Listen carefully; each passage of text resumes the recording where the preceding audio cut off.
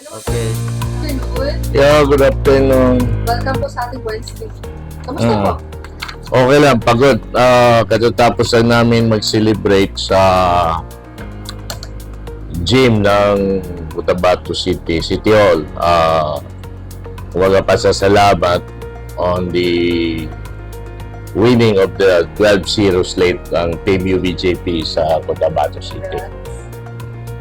Itong question ko sa iyo, sir, is, matapos ang mahigit isang dekada, bumalik ka bilang konsehal ng Isang Cotabato. dekada, 15 years. Tama. Yes. 15 years, Bumalik ka bilang konsehal ng Cotabato City. Ano ang pakiramdam? Ano ang pinakamalaking pagbabagong napansin mo sa politika ng Lungsod?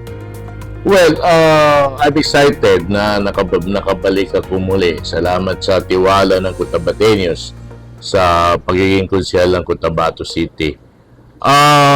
Napansin ko lang na medyo mas git-gitan ng election dito ngayon kaysa nung panahon namin noon. So, kailangan ngayong panahon, porsigido ka talaga sa pagkampanya. Sir, ang tanong po yung about sa programa mong Project Life, kung saan namamahagi po kayo ng lupa dun sa mga homeless. Ano pong nagtulak sa'yo para paglaban yung mga mahihirap na mga? Okay. Una-una yung Project Life, tulong talaga natin yan. Kumbaga papi, may konting pagpapala sa atin yung Panginoon, kailangan natin i-share yung blessings, kumbaga. So, simple lang naman nang nagtulak sa akin para ipaglaban o tingnan yung kapakanan ng mga mahirap.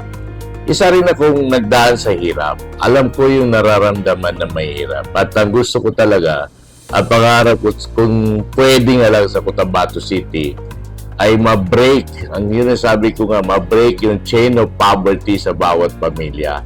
Kung mahirap ang lolo, mahirap ang anak, sana yung anak ng pamilya, kumbaga pa hindi na ganun kahirap. So, break the chain of poverty. At walang dahilan para hindi magawa yan. So, yun nga, yung programa natin dito sa city government, yung pautang na walang interest, yan yung gusto natin mangyari. To give an opportunity to everybody na gustong makaahon sa kahirapan o gustong gumanda ang buhay. Kailangan lang yung mindset ng tao nandun sa positibong pananaw sa buhay. Ito naman, sir, ito yung gusto kong marinig sa'yo. Ano ang pinakamalaking paling-akala ng iba tungkol sa Cotabato City na nais mong maitama habang ikaw ay nasa pwesto? Well, basically, pag binanggit mong Cotabato City, kung nasa ibang lugar ka, even sa South Cotabato, North Cotabato, Manila, Davao, ang tingin nila is magulo ang Cotabato City. So yan, dapat may tama na yan sa pagkakataon na ito. May malaman na ng tao na ang Cotabato City ay isang masaya at mapayapa at asensadong lugar na masaya yung mga tao. Yun ang gusto natin mabago sa image ng city. So, kumbaga pa, may mga tourist spot din naman tayo dito na pwedeng pasyalan. Maganda yung pamumuhay dito, maganda mamuhunan sa Cotabato City. So, hindi tayo yung sinasabi nilang sub-Saharan state. Kumbaga pa, asensado ng Cotabato City. At yun ang pagsisikapan natin na mabago yung image na yun ng city na magulo, walang disiplina, yung Cotabato City. So, panawagan natin sa lahat ng Cotabateños na maging disiplinado.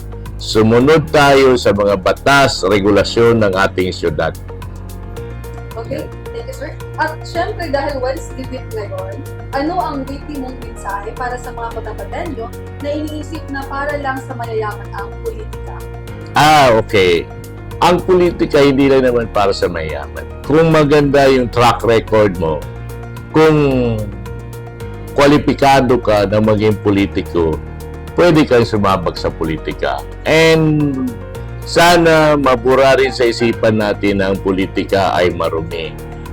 Politics is a very noble profession. Mas, kumbaga pa para sa akin minsan, mas noble pa siya kaysa sa pagiging teacher. Ang teacher nagtuturo sa classroom. Pag politiko ka, you lead the people. You're leading the people, nagtuturo ka sa isang sambayanan, sa community. So, ang kailangan lang sana, yung mga politiko, itama yung dapat itama sa pagiging politician nila. Dapat talagang servisyo muna talaga. It's what they call public service above self. Kailangan may mapatunayan sa ating community, kailangan makita ng mga tao na mayroon tayong malasakit at may kakayanan tayo na i-lead yung ating mga constituents, kumbaga. Alright, thank you sa oras mo, sir. Okay, thank you.